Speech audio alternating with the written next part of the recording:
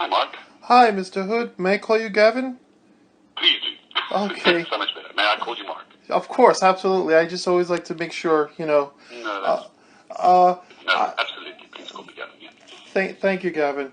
I watched the movie, and I have to say it was very riveting, and I had a lot of questions to ask you about it. One thing that I was wondering, because you intercut in the film, video and basically television Mm. reports that illustrate the real history Yeah. as it was going on. And I know this was based on a book. So my first question is, how did you adopt? How did you work on adopting basically what is history into drama? For Well, the screen. it's a great question. Well, first of all, thank you for pointing out the footage. I mean, very early on, you ask yourself, you've got these characters of George Bush and Tony Blair and Colin Powell, these historical figures, and the question is, should we cast them as actors? And then I just thought, well, so much of what Catherine Gunn experienced was what she saw on her television screen, just as we did. I Mm-hmm. grew up through this whole period of the war, and we watched George Bush and Colin Powell. So I thought, why would we want to cast actors when we can use the real people who can speak for themselves? So once you've made that decision, you obviously start gathering a ton of archive footage and watching it all and saying, well, how do we edit this in at key moments?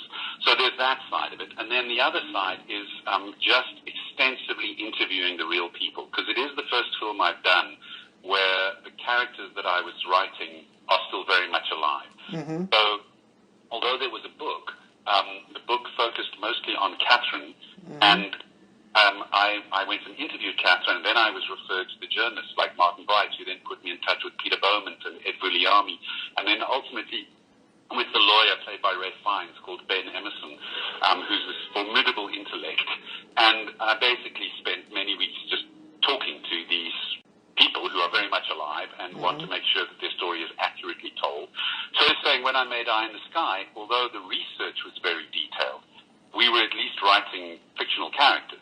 Mm-hmm. In this case, for the first time, I was writing about people who were very much alive and were going to comment on whether they thought the movie was good or bad. So you really need to make sure that you get the facts right, because otherwise you're going to lose the support. Okay. When you do use like this type of footage, does it fall under fair use? Just out of curiosity, when you use What, when you sorry, Mike?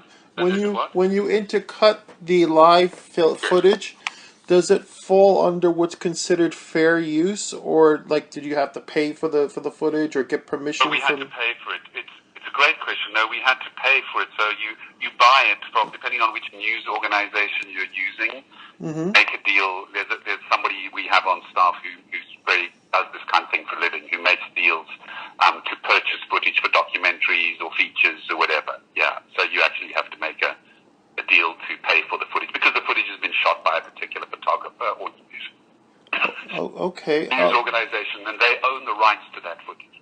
I So see. what So you're buying is their footage. If you'd recorded something and you sold me what you'd recorded, that's what you're paying for. I got you. I got you.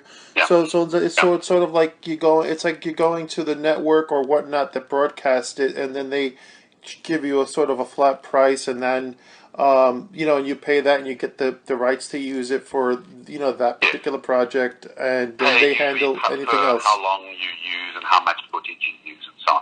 So, for example, you might find that you want to use a particular piece of footage, and that piece of footage of George Bush speaking was recorded by NBC, CNN, ABC. They were all there. Mm-hmm. You might find that you make a better deal with one than the other, but you're essentially getting the same speech. Or you like the particular angle that the cameraman had on that speech better than the other angle. Sure. So that's, yeah. The Catherine Gunn is I we've heard of a lot. We've heard a lot of names in the past. WikiLeaks and just a ton of other people that are that have made exposed similar things within various governments. Chelsea Manning here in America. But what I Reality Winner. pardon? There's a woman called Reality Winner, a strange name, but that's her name. Reality Winner, who's in prison now for for leaking the information about the hacking of the 2016 election. He actually went to prison for 5 years. So, yeah. Well, yeah, exactly. Or even Edward Snowden, who's living expatriated. What I'm wondering is, how come? Because in America, I never even knew of this person. I didn't know she existed, and this was big news. I mean, I almost felt like, gee, did the news? We all know now that the news is owned by, like 90% of the media in this or more is owned by large multi-conglomerate corporations now. And so what I wanted to ask you is, like I thought to myself, and I wanted to know, like, from your point of view, because you live in America and you're an international man. Yeah. Why do you would you? I mean, did you in America, or did you find that Americans didn't know about this woman? Because No, I think it's a great question, Mark. I didn't know either, and I think so. When Jed, my producer, called me up and said, "Have you ever heard of Catherine Gunn?" I felt a bit awkward because it sounded like when somebody asks you that, you feel like you should know, and I didn't know.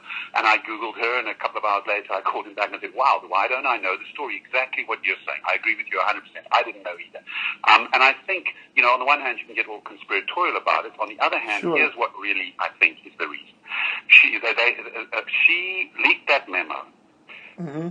Because she leaked the memo, the Chileans, the Mexicans, the Bulgarians, the Angolans, the smaller countries on the UN Security Council were so outraged they'd been bugged that they refused to bring the question of a UN resolution for war in Iraq to a vote, meaning that Tony Blair and Bush never got a UN resolution for war. But what they very cleverly did, what Bush did immediately, was say we're going in anyway. So what happened is for a day or two, Catherine's story was big news, certainly in England. And then it got crushed by a much bigger story. And that bigger story was, what are we all watching? Tanks and troops and helicopters invading Iraq. Sure. At that moment, the public is interested in a war. Yeah. News organizations are not reporting on how we got into the war. Now what they're reporting on is the war. So in a way, a big story got crushed by a bigger story immediately. And so it's only in retrospect, now that we know what a disaster that war was and how much we were lied to, that you can kind of go back and say, well, wait a minute, what actually happened here? Exactly. And the other thing that crushed it, of course, was the Attorney General withdrawing the case, dropping the case. Mm-hmm. And dropping the case, it was a big flavor. But why has the case been dropped for a few days in England? And then, of course, the world moves on and other stories pop up and Sure. and the story dies. And also because Catherine is quite shy and quite, after she'd been through that year, she was quite distressed and just quietly needed to get over it all and withdraw. So I think what's interesting about Catherine, as opposed to Snowden or Julian Assange, who are much sort of bigger political figures who continue to express their views and push out the information and talk about it. Catherine leaked only this one memo. In some ways, she was a young woman, much like you or I might be an ordinary person going Sure. to work, and she came across this, doing her job properly, and she came across this one memo that really, really upset her. And she leaked this one memo, and then they turned her life upside down for a year. Sure. Lived through a tremendous amount of stress, and then they dropped the case. Yeah. And again, so if she has one regret, it's in a weird way that she didn't get her day in court. She has said to me, in some ways, I was relieved that they dropped the case, but of course what Ben and I really wanted was that trial, so we could say and expose all this. And they took that away from us by dropping the case. Sure. In a way, the film is now an opportunity to say, wait a minute, this is what happened.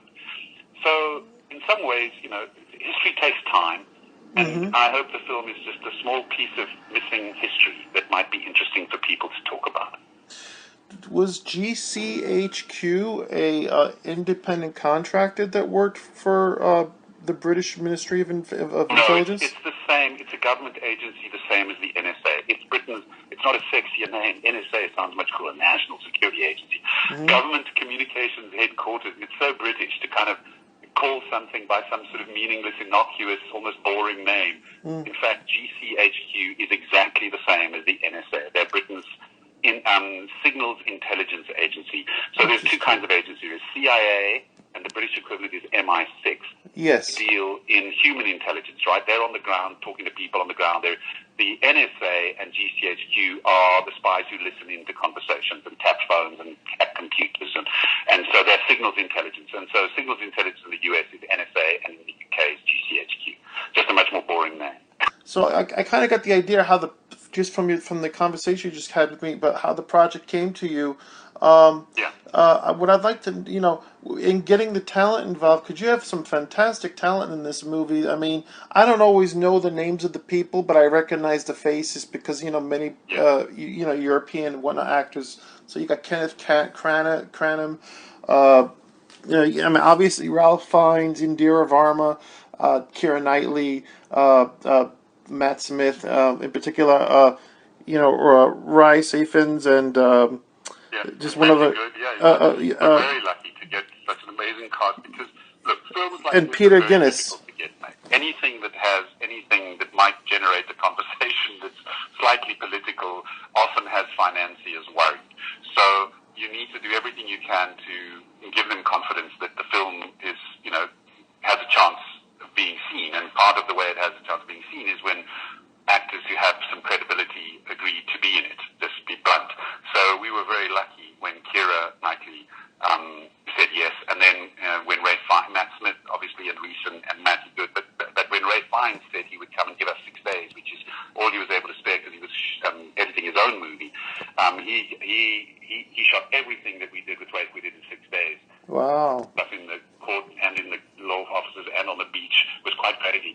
But when you have to hand the baton from Matt Smith to another actor in the third act, you want somebody really great who's willing to come in and take the baton and run with it to the end of the movie. And so we were very lucky when Ray Fiennes said yes. I mean, you had a. Because Ben Emerson, the real lawyer, firstly they look quite similar in some ways, but more importantly they are both incredibly strong personalities and with great presence and intellect.